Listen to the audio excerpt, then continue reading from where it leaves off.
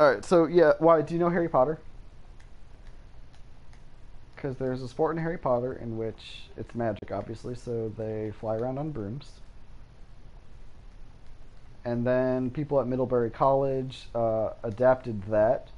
And why you don't know Harry Potter? You're 12 and you haven't read Harry Potter yet? Okay, homework assignment. You gotta read Harry Potter. It's very important for your life. Okay, well, I guess it doesn't really matter. I'll just go a little more in depth than I would have if you were familiar with the terms. So, Middlebury College adapted this sport, and um, obviously we don't fly on brooms because we're not magic peoples. But we do run around on brooms. They're now. Um, they're now PVC pipe just because they're cheaper, more durable, and they don't hurt you. So yeah, you run around a broom with a broom between your legs, and you hold it with. So you run around with the broom between your legs. You hold it with one hand, and then if you're holding a ball, you can hold that in the other. If you want to catch with two hands, you can just hold the broom up between your legs and just catch with two hands. But if you'll want to run, you'll probably want to, hold the broom with one hand and run again. So there is a scoring ball, which is called the quaffle, but it's a partially deflated volleyball. So that you have the quaffle, which is a partially deflated, so that you can grip it with one hand. So that's the scoring ball, and each side has three chasers and one keeper. So on defense, the keeper plays like a goalie, and they guard three hoops. And the hoops in Quidditch aren't like basketball, where they're actually, while I'm doing this, I might as well just like shoot around and practice my shot timing. Come on now. So it's like throwing a football through a tire, and there's three hoops, and they're at different heights. It doesn't really matter. And you can throw the ball or dunk the ball if you get close enough from either side of the hoops. So right there would be like a hoop here, and then there would be like a hoop here, and there would be like another hoop here. And the middle one would be tall, and the right one's like medium, and then the left one is short. And then so the chasers and on defense the keeper plays goalie. So on defense the keeper will stand like right here and like block the hoops. And then like if there's a loose ball, they'll go get it. And then the three chasers will play defense. And then the offensive team will have their keeper will come up and play offense too. So on offense, the keeper will play offense too, and then there's the three chasers. And they'll all pass the ball to each other, and they'll try and maneuver around and try and score through the hoops.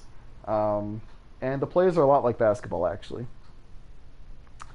And you don't have to dribble like in basketball. You can just run with it, and you can like hand off to people. You can pass to people.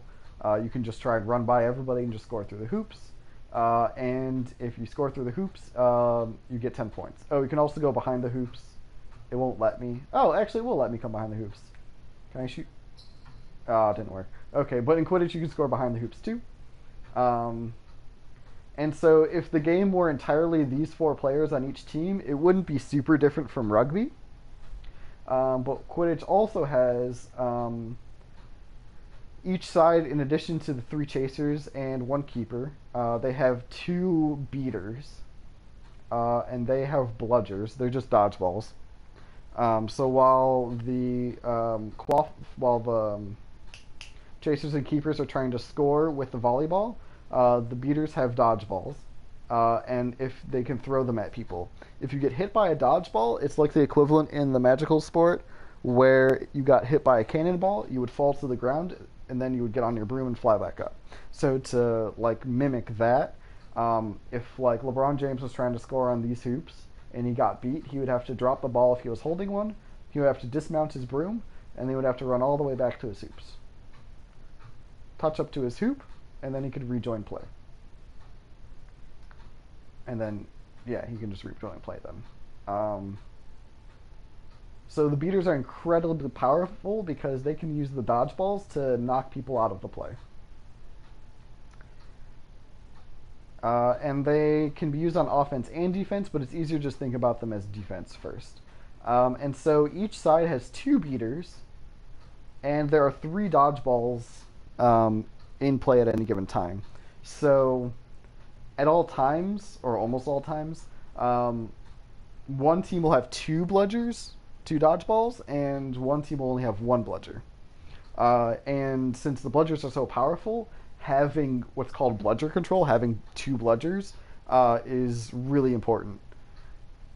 So a lot of times, like the simplest way to play Quidditch is that the chaser on defense, the keeper will guard the hoops, and then the chasers would play man-to-man defense just like you do in basketball against three of the four players, right? Because the keepers on the other team's playing offense too, so they have four offensive players, and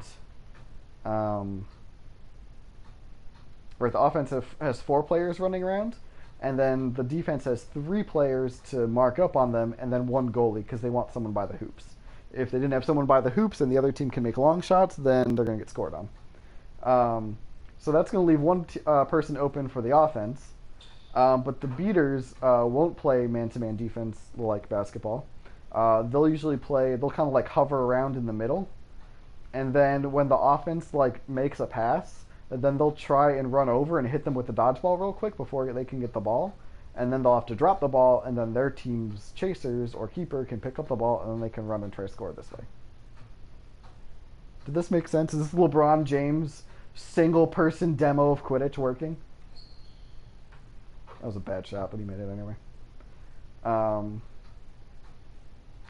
So yeah, you can do more complicated like defense, but that's the most simplistic way to play team Quidditch. Right, so that's the main part of the game, is those six players. So there's one keeper, three chasers for four quaffle players, and they're doing the traditional sport thing where they're like passing around and playing defense and trying to score through the hoops. And then the beaters are pretty unique because they're using the dodgeballs to knock people out and try and get possession for their team. And then goals are worth 10 points. And then at the 18-minute mark, there's another ball, sort of, that comes into game. They enter at the mid part of the field. And that's called the snitch. You've probably heard of the snitch from Harry Potter. I hope this isn't boring and easy to follow. Try my best. So in the magical Harry Potter game, the snitch is a little flying golden ball that flutters in the air and it's super fast. And then one person on each team, a seventh person, will be assigned to catch the snitch for their team. And then that would be worth, in the magical world, it was 150 points because J.K. Rowling wanted Harry to be the guy to get the snitch, and he wanted him to be the hero, so she made the snitch absurd. In our game, the snitch is worth 30 points, because we want the rest of the game to matter. So at the 18-minute mark, the snitch will come on the field. It's not a flying little golden ball in the real world. It is a person. They're decked out in yellow so that you can differentiate them between either of the two teams. So yellow is banned for Quidditch teams so that you can tell who the snitch is. And what they do is they got a little tail velcroed onto their butt. The homemade version is if you take a tennis ball and you put it in a tube sock and you tuck that into the back of your pants and you let it hang like 10 inches. And then so the snitch would come onto the pitch at the 18-minute mark, and one seeker from each team would run over from the other side, and they're going to try catching the snitch. How this works is that the snitch doesn't have a broom. The snitch has two arms. And the seekers only have one arm. So that makes it a lot harder for them to get around and grab the snitch. And often what the snitch does is that sometimes they're runners and they just like run away. And they're hard to catch.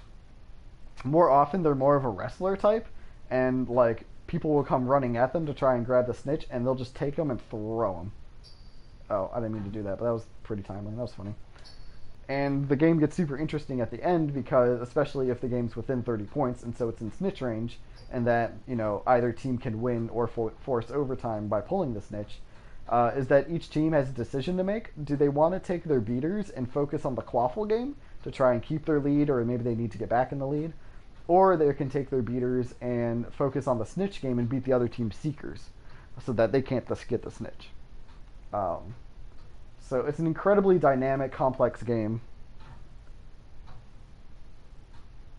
No, I play Quidditch in real life. There is a Harry Potter World Cup video game, but it's probably my profile. Oh yeah, it's my profile pic. That's me playing Quidditch in real life. I'm a chaser. There's also backyard Quidditch, so I can explain that in a minute too. I'm almost done with this. So yeah, I play Quidditch in real life, and it's like fun like nothing else. Um, and I guess that's most of the game. Yeah. You never knew people actually done that, but you are a Harry Potter fan. Dude, it's really big. This summer was the fourth World Cup. Oh my god, this is the most chill thing ever. I'm just like chilling, derping around, shooting baskets, and telling people about Quidditch. Like, what could be better? Yeah, so this summer was the fourth World Cup. It was held in Florence, Italy, and 29 nations attended. Alright, thank you so much for watching, guys. Hope you were interested in Quidditch. Hope you liked the links I sent.